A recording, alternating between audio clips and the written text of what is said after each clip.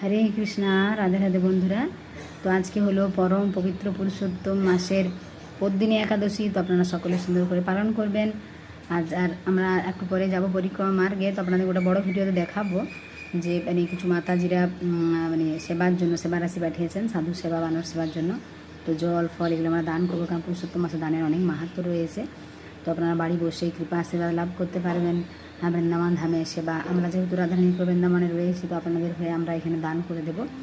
একবার যাবো যমুনা মহারানী দর্শন করাবো, কত ভক্ত পরিক্রমা করছে সেগুলো সব দেখাবো আপনাদেরকে বড় ভিডিওতে। ওটা পরে আপনারা দেখতে পাবেন। তো আমাদের চ্যানেলটা সাবস্ক্রাইব করে রাখবেন সমস্ত ভিডিও দেখার জন্য। আর যারা আমাদের বৃন্দাবনে আসতে চান, আমাদের এখানে থাকা 3 টাইম প্রসাদ দর্শনের সুব্যবস্থা রয়েছে, আপনারা যোগাযোগ করবেন।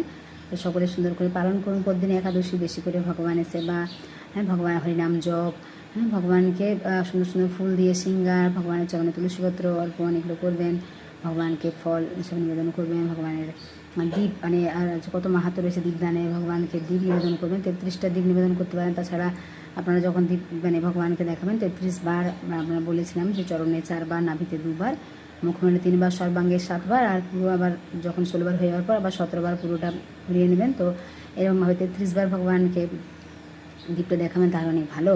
তো সকলে সুন্দর করে পালন করুন পদ্মিনী একাদশী। হরি বল, রাধে রাধে।